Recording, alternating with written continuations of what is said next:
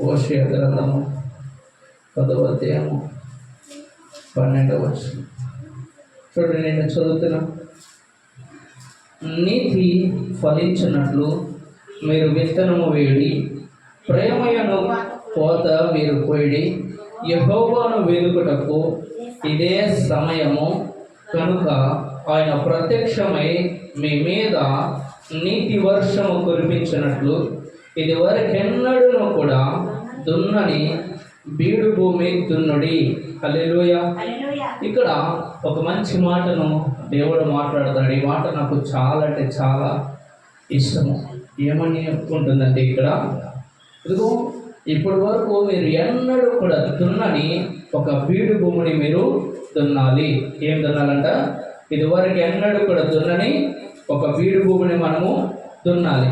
ఆ బీడు భూమి అంటే ఏమిటి అంటే, బీడు భూమిని దేవుడు దేనికి సాదృశ్యముగా మాట్లాడుతున్నాడంటే, మన హృదయముకు. దేనికంట? మన హృదయమునకు. హృదయమే దేవుని దృష్టిలో భూమి. ఏమిటి? హృదయమే దేవుని దృష్టిలో, చెప్పండి ఏమిటంట? భూమి. ఒకసారి గట్టి చెప్పండి, ఏమిటి? హృదయము దేవుని దృష్టిలో భూమి. మనుషునికి ఇవ్వబడిన హృదయమే దేవుని దృష్టిలో భూమి. ఆ భూమితో మాట్లాడుతున్నాడు. ఏమంటున్నాడంటే, ఇదిగో నేను మీ జీవితంలో నీతి, మీ జీవితంలో బహుగా పనిచేయనట్లు, మీరు బహుగా నీతి అనే ఫలింపులోనికి మీరు వెళ్ళినట్లు ఇది వరకు ఎన్నడూ కూడా దున్నని మీ హృదయమును ఈ రాత్రి దున్నాలి. దున్నిన తర్వాత దానిలో ఏముండాలి? ఎందుకని హృదయం అనేది మనకు ప్రాముఖ్యమైనదంటే, చూడండి, దేవుడు మాట్లాడే ప్రతి మాట కూడా ఎక్కడికి వెళ్తుందంటే, ఎక్కడ అది స్టోర్ అయి ఉంటుంది, మంచిగా భద్రపరచబడి ఉంటుందంటే హృదయంలో మాత్రమే. ఎక్కడ? హృదయంలో మాత్రమే. మన హృదయంలో దేవుని యొక్క మాట ఎప్పుడైతే ఉండదో అప్పుడు దేవుడు మాట్లాడే ఏ మాట కూడా మనకు అర్థం కాదు. దేవుడు మాట్లాడే ప్రతి మాట కూడా మనలో మనము గ్రహించినట్లు మన హృదయము చాలా అంటే చాలా ప్రాముఖ్యమైన పాత్ర వహిస్తుంది. హల్లెలూయా. ఏం చేస్తుంది? మన హృదయం అనేది దేవుని యొక్క మాటను మనలో భద్రపరచడానికి ప్రాముఖ్యమైన పాత్ర పోషిస్తుంది. ఏం చేస్తుందంట? ప్రాముఖ్యమైన పాత్ర పోషిస్తుంది. అంటే ఏంటి అర్థము? మన కుటుంబాలను పోషించడానికి మన తండ్రి గారు ఏం చేస్తాడు? ప్రాముఖ్యమైన పాత్ర పోషిస్తాడు. అవునా కదా? మన కుటుంబాన్ని పోషించడానికి గుడారములున్న యజమానుడు, భర్త ఏ విధంగా అయితే ప్రాముఖ్యమైన పాత్ర పోషిస్తాడో, అదే విధముగా మన దేహములో ప్రతి అవయవము కూడా సరిగా చక్కగా ఉండినట్లు, మన జీవితం అంతా కూడా సరిగా చక్కగా ఉండినట్లు, మన కుటుంబాలన్నీ కూడా సరిగా చక్కగా ఉండినట్లు, మనమందరము కూడా దేవుని మాట సరిగా జాగ్రత్తగా వినినట్లు మన హృదయం అనేది కూడా ప్రాముఖ్యమైన పాత్ర వహిస్తుందంట మన హృదయంలో. అయితే ఇక్కడ మాట్లాడుతూ అంటాడు, ఆయన ప్రత్యక్షమై మీ మీద నీతి వర్షం కురిపించినట్లు ఇది వరకు ఎన్నడూ కూడా దున్నని బీడు భూమి దున్నుడి. ఇది వరకు ఎన్నడూ కూడా దున్నని బీడు భూమి దున్నుడి. ఈ దున్నిన తర్వాత మన హృదయంలో ఏముండాలి? ఒకసారి చెప్పండి. ఈ దున్నిన తర్వాత మన హృదయంలో ఏమి ఉండాలి? ఏమి ఉంటే మన హృదయము జాగ్రత్తగా ఉంటుంది? ఏమి ఉంటే దేవుని చిత్తము మన జీవితంలో నెరవేర్చబడుతుంది? ఏమి ఉంటే ఈ దున్నిన హృదయంలో దేవుడు సరిగా చక్కగా పనిచేస్తాడు అనే విషయాలు ఈ రాత్రి కొన్ని విషయాలు మనము తెలుసుకోవడానికి ప్రయత్నం చేద్దాం. సామెతల గ్రంథము 3వ అధ్యాయము 1వ వచనం నుంచి. సామెతల గ్రంథము 3వ అధ్యాయము 1వ వచనము కానుంచి ఏమి ఉండాలి? ఈ దున్నే బీడు భూమి అనే హృదయములో ఏమి ఉండాలని ప్రభు ఉద్దేశించి ఉన్నాడు చూద్దాం. ఇక్కడ చాలా జాగ్రత్తగా నేను చదువుతాను. నా కుమారుడా నా ఉపదేశమును చాలు. ఇక్కడ ఒక మంచి మాట మాట్లాడుతున్నాడు దేవుడు. ఏం మాట్లాడుతున్నాడంటే, మొట్టమొదటిగా ఈ హృదయం ఉంది కదా, ఈ దున్నే హృదయంలో ఈ రాత్రి నువ్వు ఏ హృదయమునైతే దున్నుకోవాలని ఈ ప్రాంతమునకు వచ్చి ఉన్నావు అంటే ఏంటి? మీరు ఎవరి మాటలు వినడానికి వచ్చారు? దేవుని మాటలు, అవునా కదా? ఎవరి మాటలు వినడానికి వచ్చాము మనం ఈ ప్రాంతానికి? దేవుని మాటలు. ఎవరి మాటలు? దేవుని మాటలు వినడానికి వచ్చాం. దేవుని మాటలు ఎక్కడుంటాయి? ఎక్కడుంటాయి? చెవుతో వినడానికి వచ్చామా? మంచిదే. చూపుతో చూడడానికి వచ్చామా? మంచిదే. మాట్లాడడానికి వచ్చామా? మంచిదే. అయితే వీటన్నిటిని ఎక్కడ నింపుకోవడానికి వచ్చాము మనము? హృదయములో.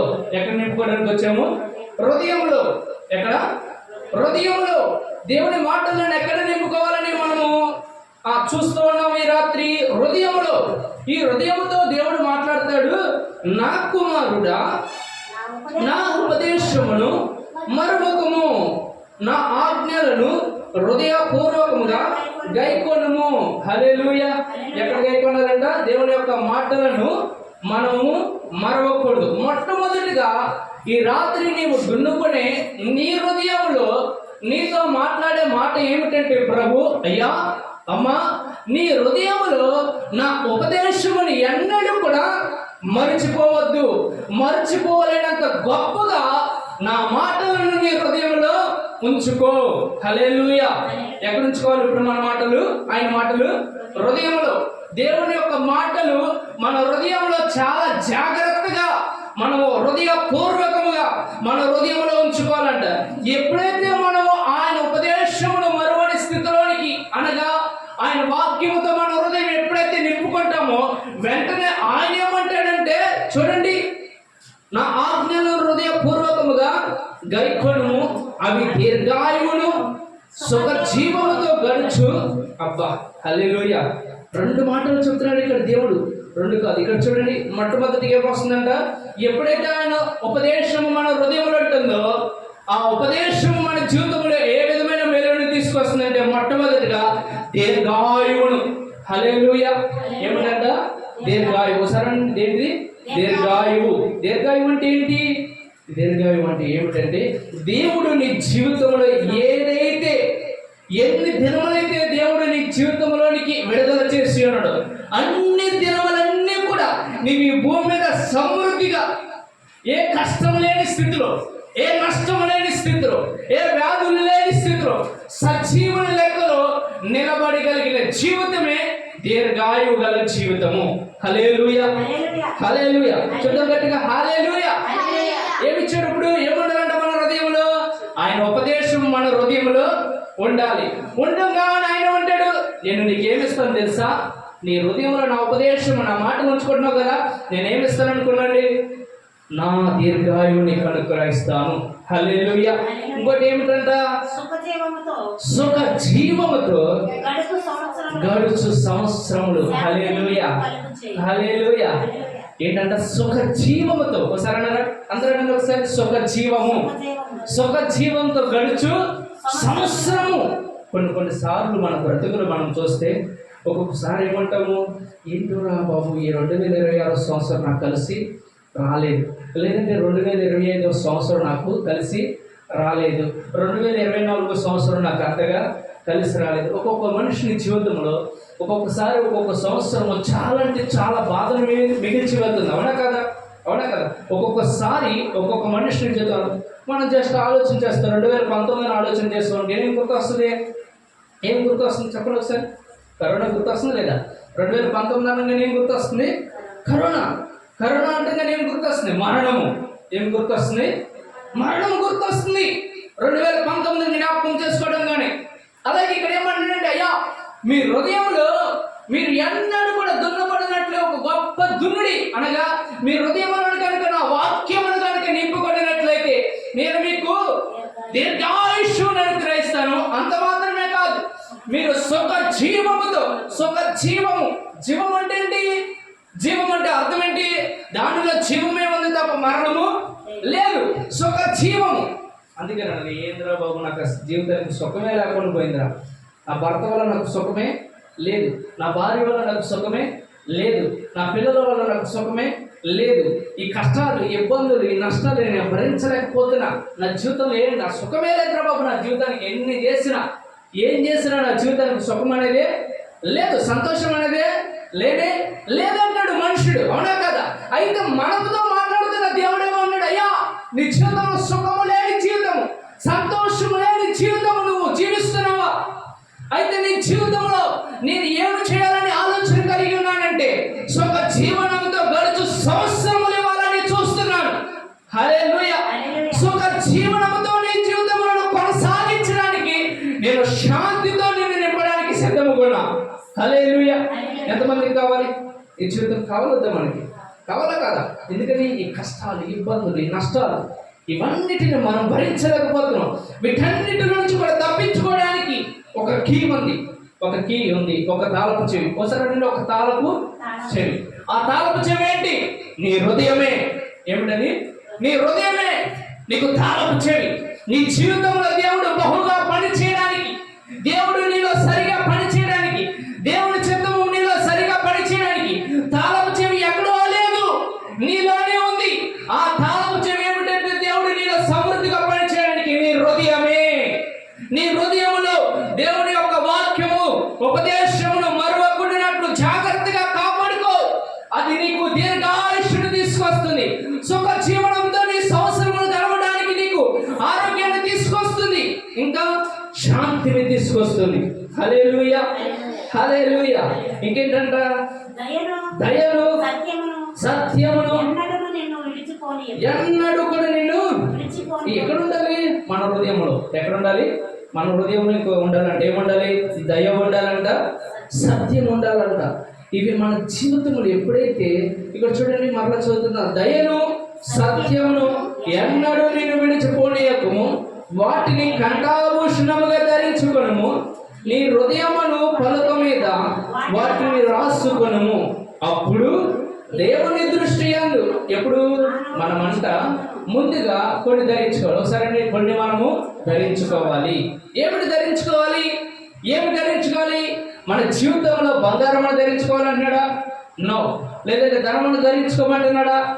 నో. మన జీవితంలో భయంకరమైన విలువ కలిగిన వస్త్రములు ధరించుకుంటున్నాడా? కాదు. మన జీవితంలో మొట్టమొదటిగా దేవుడు మాట్లాడే మాట ఏమిటంటే, అయ్యా నీ దేహములో నేను పెట్టిన తాళపు చెవిలో అనగా హృదయములో ఏమి ధరించుకోవాలి అంటే, మొట్టమొదటిగా నీవు దయను ధరించుకోవాలి. ఏం ధరించుకోవాలి?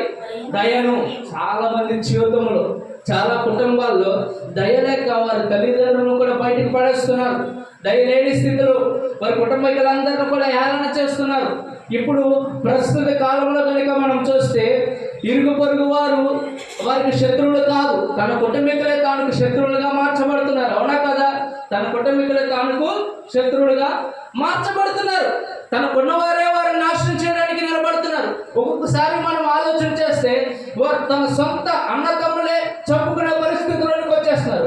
తన సొంత కుమారులే తన తల్లిదండ్రులను చంపేస్తున్నారు. సొంత భార్యలే తన భర్తను చంపేస్తున్నారు. సొంత భర్తలే తన భార్యలను చంపేస్తున్నారు. ఎందుకని? వారిలో ఏమి లేదంటే ఒక దయ కలిగిన మనస్సు లేదు. వారి హృదయంలో దయ అనేది లేదు. అయ్యో వీరు కూడా నా వంటి వారే అనే ఆలోచన లేదు. వారి హృదయం అంతా కూడా కఠినముగా మార్చబడిపోయినది. కనుక వారిలో దయ లేకపోవడం బట్టి వారు ఆ విధముగా చేస్తున్నారు. మన హృదయంలో మనము కనుక ఆ విధముగా కాకుండా దయతో కనుక మనం నింపుకొనినట్లయితే మన హృదయమును సత్యముతో, అనగా ఆయన వాక్యమే సత్యము, ఆ సత్యముతో కనుక మనము కనుక నింపుకొనినట్లయితే, మన హృదయమును పలకల మీద కనుక మనం రాసుకున్నట్లయితే, ఆయన ఏమంటాడు తెలుసా? చూడండి, అప్పుడు దేవుని దృష్టి యందు, మానవుల దృష్టి యందును నీవు దయనుంది మంచి వాడవని అనిపించుకుందు. హల్లెలూయా, హల్లెలూయా. ఎంతమందికి ఇష్టం ఇది? దేవుని దృష్టికి మనం మంచివారు ఉండాలి లేదా? దేవుని దృష్టికి ఏమవ్వాలి? మనం మంచివారు ఉండాలి. మనుషుల దృష్టి కూడా మనం మంచివారు ఉండాలి లేదా? ఉండాలా కదా? సమయంలోనే భక్తులు అన్నాడు, ఆ వ్యక్తి జీవితంలో దేవుడు విడుదల చేసిన ఒక భయంకరమైన, ఒక మంచి ధన్యతకరమైన జీవితం ఏంటో తెలుసా? ఇదిగో ఇతడు మనుషుల దయ్యందును దేవుని దయ్యందును మంచిగా వర్ధిల్లాడంట. ఎవరు? సమయంలోనే ప్రవక్త. అదే జీవితం ఈ రాత్రి నీకు నాకు కూడా ఉంది. మనుషుల దయ పొందుకోవడానికి, దేవుని దయను మార్గం ఉంది, ఒక తాళపు చెవి ఉంది. ఆ తాళపు చెవి ఏమిటో కాదు, నీ హృదయంలో దయ ఉండాలి, నిత్యముగా సత్యం ఉండాలి. ఈ దయా సత్యం ఎప్పుడైతే నీ హృదయంలో ఉంటుందో అప్పుడు వెంటనే నీ జీవితంలోనికి దేవుడి దయ భయంకరంగా దిగి వస్తుంది. హల్లెలూయా. దేవుడి దయ పొందుకుంటే ఏమవుతుంది? నీ జీవితంలో నీ గడ్డు కాలం అంతా కూడా విరిగిపోతుంది. హల్లెలూయా. చూడండి, మనం ఈ భూమి మీద మరియ తల్లి ఉంది, అవునా కదా? మరియ తల్లితో దేవదూతం చేయమంటది, దయా. హల్లెలూయా. ఏముంది? దయా. అంటే ఎందుకనంది? దేవుని యొక్క దయను పొందుకుందంట ఆమె. ఇంకా అన్నా కాలంలో కనుక సమయంలో కూడా అన్నా కాలం దగ్గర కూడా వెళ్ళినప్పుడు కూడా అన్న ప్రార్థన చేస్తుంటే అన్నప్పుడు ఏం పొందుకుందో తెలుసా? దేవుని దయను పొందుకుందంట. హల్లెలూయా.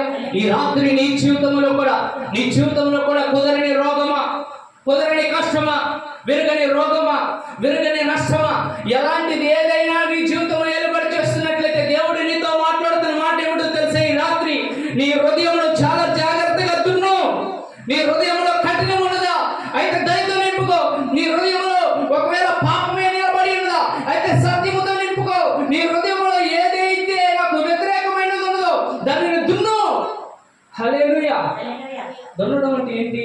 మనం చూస్తాం, ఒక భూమిని రైతు ఎంత భయంకరమైనప్పుడు దున్నుతాడు, మొత్తం కూడా సదునుభూగా అయిపోయిన తర్వాత ఏం చేస్తాడు? దున్నుతాడు, అవునా కదా? దున్నుతున్నప్పుడు ఏమవుతుంది? ఆ దున్నుతున్నప్పుడు ఒక స్మెల్ వస్తుంది. ఇప్పుడు చూసారా? దున్నుతున్నప్పుడు ఏమొస్తుంది? స్మెల్ వస్తుందా? మాయిశ్చర్ అనేది వస్తుందంట, తేమ అనేది బయటికి వస్తుంది. ఈ తేమ ఏం చేస్తుంది తెలుసా? ఈ తేమ యాక్చువల్లీ అందరూ అనుకుంటారు ఈ భూమి మీద పెద్ద లాజిక్ ఒకటి జనాలందరూ మర్చిపోతున్నారు. అందరూ ఏమనుకుంటారంటే వర్షం వచ్చే కాలం వస్తుంది కాబట్టి మనం దున్నాలనుకుంటారు. కాదు, మనం దున్నిన వెంటనే ఈ మాయిశ్చర్ అనగా ఈ తేమ ఆ మేఘములను ఆకర్షిస్తుందంట. ఆ మేఘములు ఒకసారి ఏమవుతుందంటే భూమిని తడపడానికి బయలుదేరతాయి అంట. హల్లెలూయా. హల్లెలూయా. ఈ నేల కనుక ఇట్లాగే ఉందనుకోండి, ఎట్లాగా దున్నని స్థితిలో ఉందనుకోండి, తేమ వెళ్ళలేదనుకోండి మేఘముల దగ్గరికి, అనగా ఆ శ్వాస అనేది వెళ్ళలేదనుకోండి, ఆ వర్షం అనేది సరిగా రాదంట. అయితే ఈ రాత్రి నీతో దేవుడు మాట్లాడుతున్నాడు. నీ జీవితంలో కూడా నీవు ఫలింపబడినట్లు, నీ జీవితంలో దయ నువ్వు పొందుకున్నట్లు, దీర్ఘాయుష్య చేత నీవు నింపబడినట్లు, సుఖ జీవనములతో నీ జీవితం కొనసాగించినట్లు, శాంతి చేత నీ హృదయం అంతా కూడా నింపబడినట్లు, ఇది వరకు అన్నది కూడా దున్నని నీ హృదయం దిన్ను. నీ హృదయం ఏం చేయాలి? ఇప్పుడు దున్నాలి. హల్లెలూయా. హల్లెలూయా. అప్పుడు ఏమవుతుందంట? చూడండి, ఆ మనుషుల దయను, దేవుని దయను నీవు పొందుకుంటావు. ఇలాంటి సమయంలోనే మనుషులు తెలుసుకోవాల్సిన ఒక మంచి భయంకరమైన తాళపు చెవి ఉంది. ఇంకో తాళపు చెవనండి, ఒక తాళపు చెవనండి, ఒకసారి అండి, ఒక తాళపు చెవి. మనం మర్చిపోకూడదు దీన్ని. ఈ సమయంలోనే మనం నేర్చుకోవాల్సింది ఏంటంటే మన స్వబుద్ధిని మనం ఆధారం చేసుకోకూడదు. ఏం చేసుకోకూడదు? మన స్వబుద్ధిని మనము ఆధారము చేసుకోకూడదు. అంటే ఏంటి? మన బుద్ధి అంతా చూడండి, మనుషుని యొక్క బుద్ధి, ఈ బుద్ధిని మనము ఆధారము చేసుకోకూడదంట. ఈ బుద్ధిని ఆధారం చేసుకోనకుండా నీ పూర్ణ హృదయముతో యెహోవా యందు నమ్మిక ఉంచుము. నీ ప్రవర్తన అంతటి యందు ఆయన అధికారములకు ఒప్పుకొనుము. అప్పుడు ఆయన నీ త్రోవలను సరళము చేయును. హల్లెలూయా. హల్లెలూయా. ఇప్పుడు ఏం చెప్తున్నాడు? అయ్యా నేను చెప్తున్నా కదా, ఒక తాళపు చెవి చెప్తున్నా. ఒక తాళపు చెవిలో ఏం చెప్పా? మీ హృదయమే తాళపు చెవి. ఆ హృదయమైన తాళపు చెవితో మీరు ఏం చేస్తారంటే దయను నింపుకోండి, సత్యము నింపుకోండి, లేదంటే ఇంకేమైతుందో నా ఉపదేశము నింపుకోండి, ఇంకా విశ్వాసంతో నన్ను నమ్ముకోండి, ఇవన్నీ నింపుకోండి. మంచిదే, ఇవన్నీ కూడా మీకు మనుషుల దయను అప్పగిస్తుంది. దేవుని దయ, నా దయ కూడా మీకు ఇస్తుంది.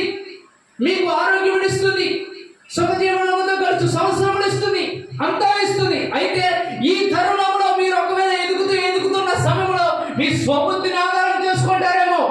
నో, మీ స్వబుద్ధిని మీరు ఆధారము చేసుకోకూడదు. మీకు కలిగిన ఆలోచనను బట్టి మీరు దేవుడి దగ్గరికి రాకూడదు. దేవుడు మిమ్మల్ని ప్రేమిస్తున్నాడు కాబట్టి మీరు దేవుడి దగ్గరికి రావాలి. ఇక్కడ దేవుడు మనల్ని విడిపించేవాడు కాబట్టి మనం దేవుడి దగ్గరికి రావాలి. ఇక్కడ ఏమన్నాడు? మీరు స్వబుద్ధిని ఆధారం చేసుకోకుండా మీరు పూర్ణ హృదయముతో నా నామమును అంగీకరించండి. నా నామమును అంగీకరించిన తర్వాత మీరు మీ ప్రవర్తన అంతటి యందు మంది ఏం చేస్తారంటే దేవుని సన్నిధిలోనికి వస్తారు, కానీ ప్రవర్తన విషయంలోకి వచ్చేప్పటికి దేవునికి అప్పగించుకోరు. ఏం చేయరు? దేవునికి అప్పగించుకోరు. దేవునికి వారి ప్రవర్తనకు ఎంత మాత్రం ఇక్కడ అవకాశం ఎవరంట వారి జీవితంలో. ప్రభువా, ఒక మాట అంటారు నాతో పాటు, ప్రభువా నా జీవితంలో నా ప్రవర్తన అంతటి యందు మీ నామమునకు అధికారం అప్పగిస్తున్నా. నా జీవితంలో మీరే పని చేయండి. ఆమె అదే ఇది ప్రతిదినము కూడా చేయాలి. నా ప్రవర్తన అంతటి యందు, నా కుటుంబం అంతటి యందు మీరు మాత్రమే పని చేయండి. ఎప్పుడైతే మనం చేస్తామో అప్పుడు దేవుడు ఇన్వాల్వ్ అవుతాడు. ఎవరవుతారు? దేవుడు పని చేస్తాడు. మనం పని చేస్తే మనకు విడుదల వస్తుందా? దేవుడు పని చేస్తే మనకు విడుదల వస్తుందా? ఎవరు చేస్తే వస్తుంది మన జీవితంలో? దేవుడు పని చేస్తే మనకు విడుదల వస్తుంది. అవునంటారు కాదంటారు? అవునా? మనం పని చేస్తే మనకు విడుదల రాదు. మన జీవితంలో దేవుడు అయితే ఎప్పుడైతే పని చేస్తారో అప్పుడు మన జీవితంలో విడుదల వస్తుంది. ఇప్పుడు స్వబుద్ధి చేత మనం ఎప్పుడైతే దేవుడి దగ్గరికి వెళ్ళి నా జీవితంలో పని చేయండి ఆయన ఉంటాడు, నో, నేను ఎలా పని చేయగలుగుతా? నువ్వు నాకు అవకాశం ఇవ్వట్లేదు కదా. నువ్వు నా దగ్గరికి వస్తున్నావు కరెక్టే, కానీ నువ్వు సంపూర్ణంగా నీ హృదయంలోనికి నాకు అవకాశం ఇవ్వట్లేదు కదా. నువ్వు ఎలాంటి పరిస్థితి వచ్చినా ప్రభువా నన్ను విడిపించంటే నేను విడిపిస్తాను. కానీ నువ్వేమన్నావు? దేవుడు ఉన్నాలే అయ్యా, నువ్వు కాపాడయ్యా, నీ చిత్తమైతే నన్ను రక్షించేయనట్లు వస్తున్నావు, మంచిదే. కానీ నువ్వు తెలుసుకోవాల్సింది ఏమిటంటే నీ జీవితంలో నీ ప్రవర్తన అంతటి యందు, నీ దేహంలో ఉండే ప్రతి దాని యందు, నీ కుటుంబంలో ఉన్న ప్రతి దాని యందు, సమస్తమైన విషయంలో అంతటి యందు నువ్వు నాకేం చేయాలి తెలుసా? అధికారం, నాకు అవకాశం. హల్లెలూయా. ఎప్పుడైతే నువ్వు నాకు అవకాశం ఇస్తావో అప్పుడు నేను నీ జీవితంలో బహుగా పనిచేస్తా. ఒకవేళ మనం ప్రవర్తన ఎంత లేదు అవకాశం ఇవ్వకపోతే ఏమవుతుంది తెలుసా? హోషేయ గ్రంథం తీసి ఒక మంచి మాట చదివి నేను ముగిస్తాను. హోషేయ గ్రంథం 12:13 చూడండి. ఇక్కడ ఏమంటున్నాడు? నీ ప్రవర్తన నాధారము చేసుకుని నీ బాలాగ్యులను నమ్ముకుని నీవు చెడుతనపు పంటకై దున్నితివి కనుక మీరు పాపమును కోత కోసి ఉన్నారు, అబద్ధమునకు ఫలము పొంది ఉన్నారు. హల్లెలూయా. ఒకవేళ దేవునికి కనుక మన ప్రవర్తన అంతటి ఎందుకు కనుక మనం అవకాశం ఇవ్వకపోతే మన జీవితంలో మనం పాపం అనే పంట కోసే అవకాశం ఉందంట. ఏమి కోసే అవకాశము? పాపం అనే పంట కోస్తామంట. మన హృదయం తినుకుంటున్నాం. ఇక్కడ ఈ రాత్రి దేవుడు నీతో మాట్లాడుతున్నమాట, నువ్వు ఏదైతే విత్తుతావో అదే పంట కోస్తావు. అంటే ఏంటి? ఇక్కడ నీవు మంచిగా దేవుడికి అప్పగించుకున్నట్లయితే నీ ప్రవర్తన అంతటి యందు దేవుడి నీతో ఉంటాడండి. నువ్వు మంచి పంట కోస్తావు, దీర్ఘాయుష్యం అనే పంట కోస్తావు, లేదంటే సుఖ జీవనంతో కూడిన పంట కోస్తావు, లేదంటే మనుషుల దయాన్ని పంట కోస్తావు, దేవుని దయాన్ని పంట కోస్తావు, శాంతి అనే పంట కోస్తావు. నీ జీవితంలో నీవు కనుక మంచిగా నీ ప్రవర్తన అంతటి యందు కనుక నీవు నాకు అవకాశం ఇస్తే నేను సమస్తం ఇస్తాను. ఎప్పుడైతే నువ్వు నీ ప్రవర్తన ఎంతటి యందు నాకు అవకాశం ఇవ్వో అప్పుడు నువ్వు పాపం అనే పంటకు వస్తావు. ఏం వస్తావు? పాపం అనే పంటకు వస్తావు. ఈరోజు ఆ విధులుగా మనం ఎవరు కూడా ఉండడానికి వీలు లేదు. ఉండాలా? ఉండకూడదు. మన జీవితము ఖచ్చితంగా మన జీవితం ఎవరి చేతిలో ఉండాలంటే దేవుని చేతిలోనే. హల్లెలూయా. ఎవరి చేతిలో ఉండాలి? దేవుని చేతిలో. మన జీవితం అంతటి మీద ఎవరికి అధికారం ఇవ్వాలి? దేవునికి మాత్రమే. మనం ఎప్పుడైతే దేవునికి అవకాశం ఇస్తామో అప్పుడు దేవుడు పని చేస్తాడు. మనం ఎప్పుడైతే ఆ దేవునికి అవకాశం ఇవ్వమో అప్పుడు ఇంకొకటి పని చేస్తాడు. అపవాది పని చేస్తాడు లేదా? ఎందుకని ఎప్పుడు మృగదం అనేవాడు ఎదురు చూస్తున్నాడు. కనుక ఈ రాత్రి దేవుడు మాట్లాడిన ప్రతి మాట నీ జీవితంలో చాలా జాగ్రత్తగా భద్రము చేసుకో. ఏమి భద్రము చేసుకోవాలి? మొట్టమొదటిగా ఉపదేశము నీ హృదయంలో ఉంచుకో. ఏంటంటే ఉపదేశము మొదటగా నీ హృదయంలో ఉంచుకో. అయిపోయింది. ఒకసారి చెప్పండి. ఉపదేశము నీ హృదయంలో ఉంచుకో. ఇంకొకటి దయను సత్యమును నీ హృదయంలో ఉంచుకో. ఎప్పుడైతే ఆయన నామముందు విశ్వాసముతో ఆయన నామమును నమ్ముతావో అప్పుడు ఈ రాత్రి తెలియపరిచిన ప్రతిదీ కూడా మీ జీవితంలో విడుదలవుతుంది. హల్లెలూయా. ఈ రాత్రి మీకు తెలుసో తెలీదో, ఈ రాత్రి మీరు ఒకవేళ మీ జీవితంలో ఈ ప్రాంతమునకు మీ ప్రవర్తన అంతటి యందు సంపూర్ణంగా అప్పగించని స్థితిలో వచ్చారేమో, కానీ నేను చెప్తున్నాను ఈ జీవితంలో మునుపెన్నడూ కూడా మీరు చూడనటువంటి ఒక గొప్ప దీర్ఘాయువుతో ఈ రాత్రి ఈ ప్రాంతం నుంచి మీరు తిరిగి వెళ్ళబోతున్నారు. మునుపెన్నడూ కూడా అనుభవించిన ఒక సుఖ జీవనమైన సంవత్సరం ఈ సంవత్సరం మీరు అనుభవించబోతున్నారు. మునుపెన్నడూ కూడా అనుభవించే ఒక గొప్ప మనశ్శాంతి కలిగిన జీవితము ఇది మొదలుకొని మీరు ఈ దినం నుంచి మీ జీవితంలో మీరు కొనసాగించబోతున్నారు. చెప్తున్నారు. హల్లెలూయా, హల్లెలూయా. ఎంతమందికి అర్థమైందా? ఏమి కావాలి ఇప్పుడు? మన హృదయమే దేవునికి తాళపు చెవి. మన జీవితమునకు మార్చుకోవడానికి మనకున్న తాళపు చెవి ఏంటంటే హృదయమే. ఏమిటి? హృదయమే. ఇంకొక తాళపు చెవి మన ప్రవర్తన. ఇంకోటి ఏంటిది? మన ప్రవర్తన. ఈ రెండు తాళపు చెవులు మనం ఎప్పుడు కూడా మర్చిపోకూడదు. మన హృదయం అనే పలకల మీద దేవుని యొక్క మాటలను ఇది మొదలుకొని మనము నిశ్చయముగా భద్రపరచుకుందాము గాక. ఆమేన్.